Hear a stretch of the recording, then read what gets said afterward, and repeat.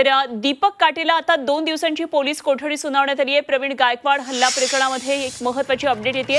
आरोपी दीपक काटेला पोलीस कोठडी सुनावण्यात आलेली आहे। मोठी बातमी आहे, दीपक काटेनं गायकवाड यांच्यावर हल्ला केला होता, शाईनं हल्ला केलेला होता। प्रवीण गायकवाड यांच्या तोंडाला काळं फासलेलं होतं। आता या दीपक काटेला 2 दिवसांची पोलीस कोठडी सुनावण्यात आली आहे। प्रवीण गायकवाड हल्ला प्रकरणामध्ये पोलीस कोठडी सुनावली आहे। आरोपी दीपक काटेला पोलीस कोठडी सुनावली आहे। तर दीपक काटेवर कारवाई कधी होणार हा प्रश्न कालपर्यंत मराठा संघटना विचारत होत्या आणि या संदर्भात आणखी सविस्तर माहिती जाणून घेऊया। आमचे प्रतिनिधी सोलापूरमधून अभिषेक आदेप्पा जोडले गेले आहेत। अभिषेक, दीपक काटेला 2 दिवसांची पोलीस कोठडी सुनावण्यात आल्याचं कळतंय, काय नेमके सविस्तर माहिती आहे?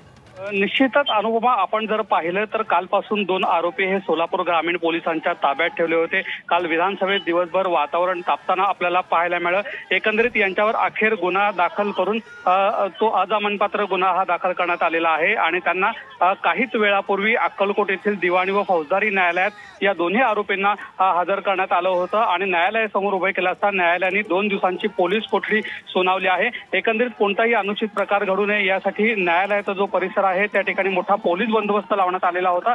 न्यायालयाच्या निर्णयानंतर दोन्ही आरोपींची पोलीस कस्टडीमध्ये पोलीस बंदोबस्तामध्ये रवानगी देखील करण्यात आल्याचं आपल्याला पाहायला मिळत आहे। त्यामुळे आणखी काही या प्रकरणातील आरोपी आहेत का याचा देखील आता पोलीस शोध घेणार आहेत। एकंदरीत राज्यातनं मागणी ही जी आहे, दोन्ही आरोपींना अटक करण्याच्या मागणीनं जोर धरलेला होता आणि अखेर यांना अटक करून आता पोलीस कस्टडी मिळालेली आहे।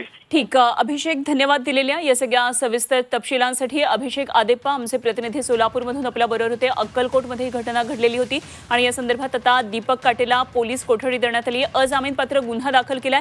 न्यायालय परिसरामध्ये प्रचंड मोठा असा पोलीस बंदोबस्त ठेवण्यात आलेला होता। कुठलाही अनुचित प्रकार घडू नये यासाठी पोलिसांनी मोठा बंदोबस्त ठेवला होता। आता पोलीस कोठडीत 2 दिवसांसाठी त्याची रवानगी करण्यात आली आहे।